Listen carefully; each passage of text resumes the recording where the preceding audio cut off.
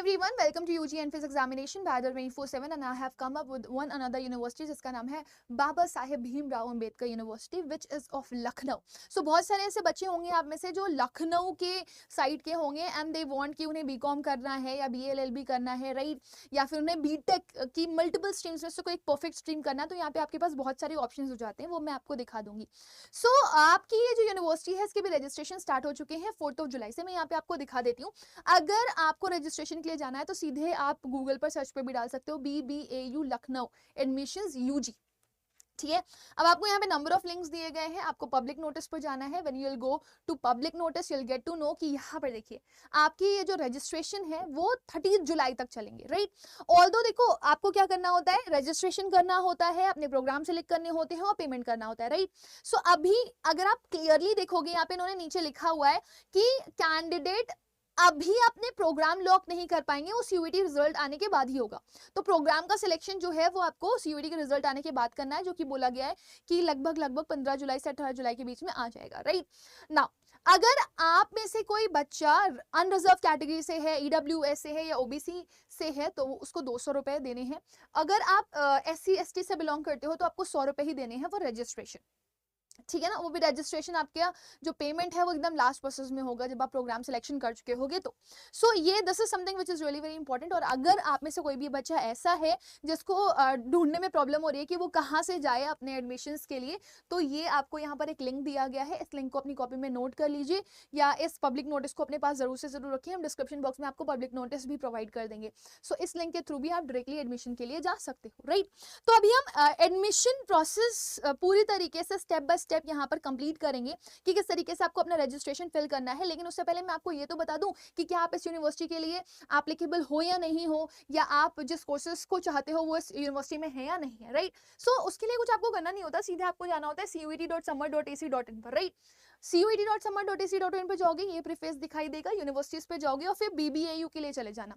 Search भी कर सकते हो आप यहाँ से. अगर सर्च नहीं कर पा रहे हो तो डायरेक्टली स्क्रॉल करके भी देख सकते हो.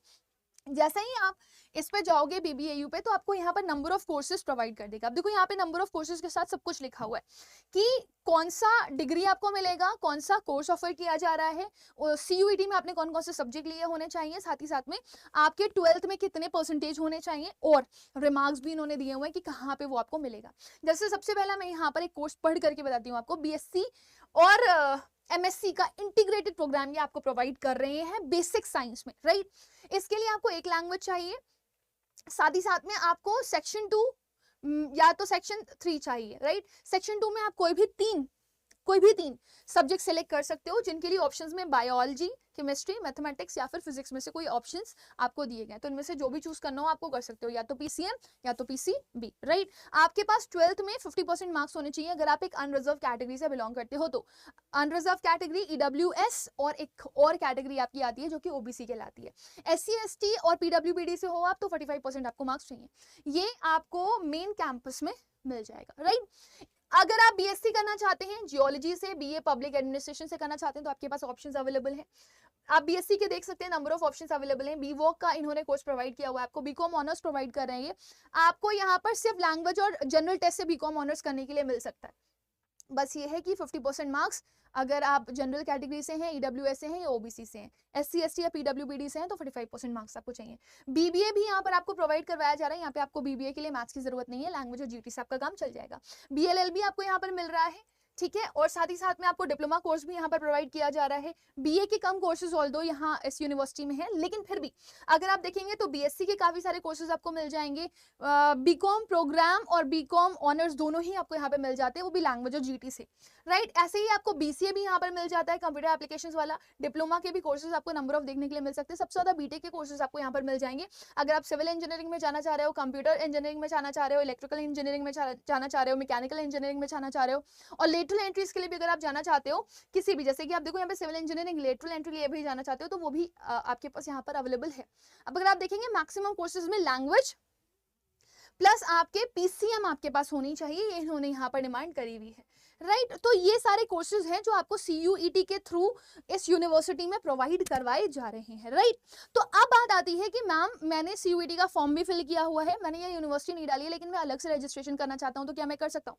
हाँ बिल्कुल, आप रजिस्ट्रेशन कर सकते हैं, अलग से रजिस्ट्रेशन आप कर सकते हैं, क्योंकि CUET की अगर मैं बात करूँ तो वो आपको अलाउ करता है कि जो आपने कोर्सेज फिल नहीं करे, जो यूनिवर्सिटीज आपने फिल नहीं करी अपने फॉर्म में, उनके लिए भी आप जा सकते हो। ये सीधे सीधे आपका स्टेटमेंट आया हुआ है from the site of NTA, right. तो BHU के लिए हालांकि अभी तक ये नहीं है, लेकिन जहां तक आने वाले प्रोसेस में आपको BHU के लिए भी मिल जाएगा। तो भाई अब करना क्या है, अब आपको करना है फॉर्म फिलिंग, राइट। तो अब फॉर्म फिलिंग के लिए आप क्या करोगे, आप वापस एडमिशंस में जाओगे, ठीक। तो मैं एक बार PDF वाले पोर्शन पे आ जाती हूँ, मैं बैक जाती हूँ, आपको दिखा देती हूँ प्रॉपर्ली। तो अब आप क्या करना चाह रहे हो, आपको यहाँ पर ऑनलाइन रजिस्ट्रेशन करना है। तो देखो तीसरा लिंक आ रहा है, online registration for UG programmes. अब आपको क्या करना पड़ेगा, अगर आप लॉगिन में जाओगे तो आपको CUET का एप्लीकेशन नंबर और पासवर्ड याद होना चाहिए, राइट। न्यू रजिस्ट्रेशन में आप जाना, आपको इस तरह का प्रीफेस दिखाई देगा जिसमें आपसे एप्लीकेशन नंबर मांगा जा रहा है, आपकी डेट ऑफ बर्थ मांगी जा रही है, और साथ में कैप्चा वेरिफिकेशन के लिए मांगा जा रहा है। सो अब इसके बाद का प्रोसेस क्या होगा वो मैं आपको यहाँ पर दिखा देती हूँ। तो हम यहाँ से शुरू करते हैं। अभी हमें ये वाला प्रीफेस दिख रहा था, ठीक है।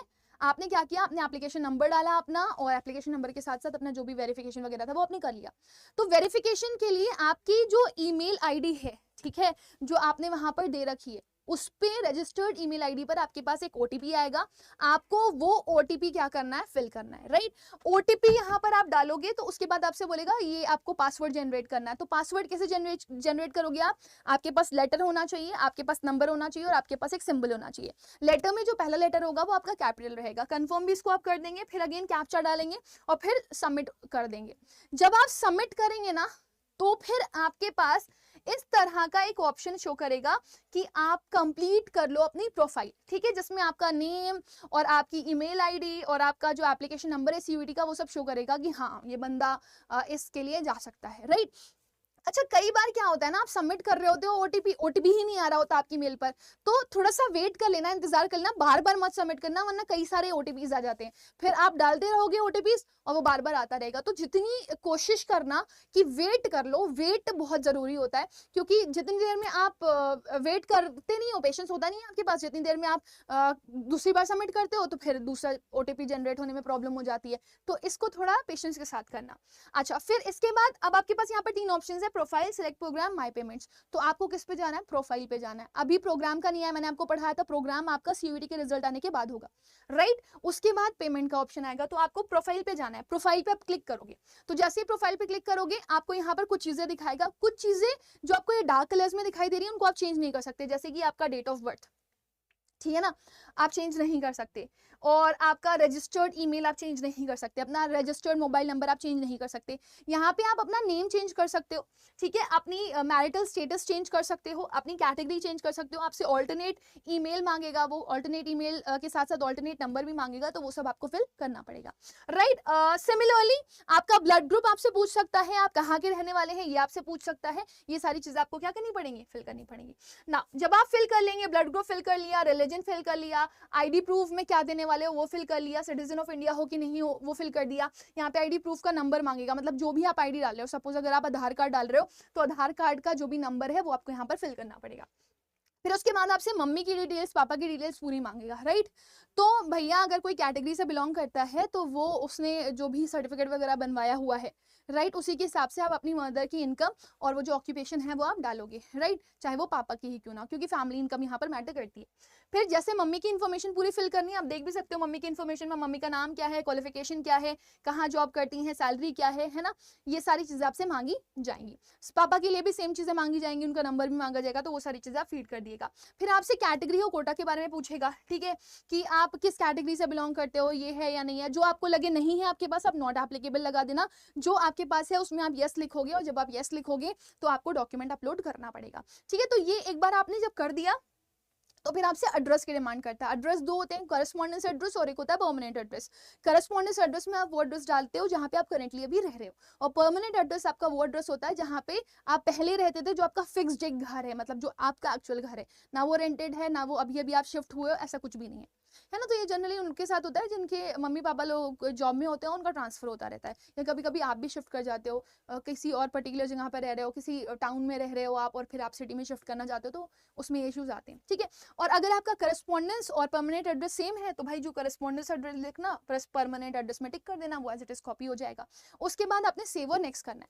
जब आप सेव और नेक्स्ट करोगे ना, तो अगर आपका कोई भी ग्लिच रह गया होगा या कुछ इनकम्प्लीट रह गया होगा, तो यहाँ पे ये दिखा देगा father's occupation can not be blank. तो इसकी जो नीड्स है वो उसको दिखा देगा कि ये कंप्लीट नहीं है, तो उसको आप कंप्लीट करो। सो आप कंप्लीट जब करोगे तो फिर आपको सेव एंड नेक्स्ट का ऑप्शन आएगा। जब आप सेव एंड नेक्स्ट कर लोगे तो इस तरीके से आपको आपकी प्रोफाइल डिटेल्स को वापस चेक करने के लिए बोलेगा। सो जब आप इस तरीके से पूरी अपनी प्रोफाइल डिटेल्स देखोगे तो आपके पास ऑप्शन भी आएगा, आपको अपडेट करनी है डिटेल्स, करनी है तो कर दो, क्योंकि एक बार सबमिट हो गया तो फिर बार बार आप चेंज नहीं कर सकते। फिर आप प्रोसीड टू नेक्स्ट पे चले जाओगे। जैसे ही आप प्रोसीड टू नेक्स्ट पे जाओगे, आपसे अदर डिटेल्स की भी रिक्वायरमेंट वो मांगेगा।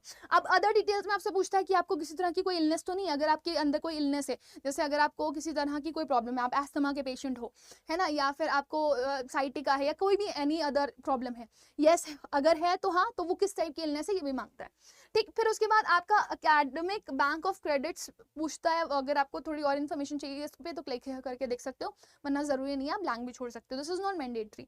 फिर आपसे सर्टिफिकेट्स के बारे में पूछेगा कि आपके पास है या नहीं है, राइट। फिर आपसे लैंग्वेज के बारे में पूछेगा कि आपको क्या क्या लैंग्वेजेस में आता है, लिखना पढ़ना बोलने में क्या क्या आता है। तो 2 लैंग्वेजेस जो आपको आती हैं वो आप लिख सकते हो, अगर आपको उसके अलावा भी कोई तीसरी चौथी लैंग्वेज आती है तो वो भी आप वहां पर मेंशन कर सकते हो। और इस तरीके से आप पूरा का पूरा सबमिट करोगे। जब एक बार आप सबमिट करोगे तो आपको वापस इस तरह का ऑप्शन देगा कि देखो अभी भी आप इसमें चेंजेस करना चाहते हो तो आप कर सकते हो, चेंजेस करना है तो अपडेट, नहीं चेंजेस करना है तो प्रोसीड टू नेक्स्ट पे चले जाओ। जब प्रोसीड टू नेक्स्ट पे जाओगे तो आपका ये वाला तो पोर्शन है ना जो कंप्लीट हो गया। अब इसके बाद आपका नेक्स्ट पोर्शन आता है जिसमें अपलोड्स वाला ऑप्शन बचता है, अपलोड्स वाला। तो अपलोड्स वाले में आपको क्या करना होता है, आप यहाँ पर देखोगे आपका फोटो और आपकी सिग्नेचर वो बनी हुई आएगी। अगर आपको फोटो चेंज करनी है तो यहाँ से डिलीट करके दूसरी अपलोड कर दो, सिग्नेचर चेंज करनी है यहाँ से डिलीट करके दूसरी अपलोड कर दो। बस ये ध्यान रखना 10 KB से 500 KB तक की ही होनी चाहिए। अच्छा ठीक है। और यहाँ पे इन्होंने लिखा हुआ है आपका PDF फॉर्म में या फिर आपका JPG या फिर JPEG दोनों के फॉर्म में होगा, चलेगा, फोटो और PDF दोनों चल जाएगी आपकी, राइट।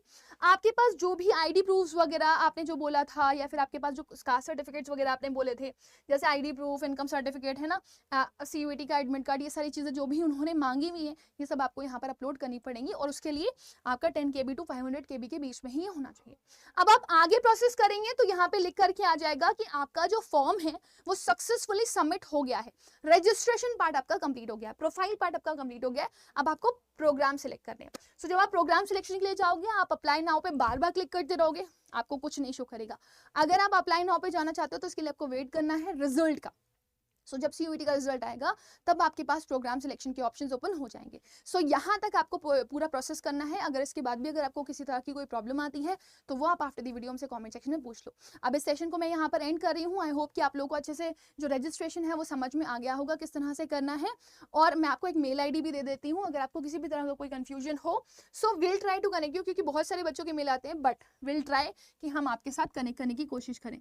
ये है हमारा mail ID RUBAIKA Rubaka AGHAAga@adda247.com। ठीक है, तो अगर आप इस पे कनेक्ट करना चाहते हैं, फॉर्म से रिलेटेड आपको कोई भी इशू है तो आप इस पे पूछ सकते हैं। तब तक के लिए bye bye, take care and God bless you all.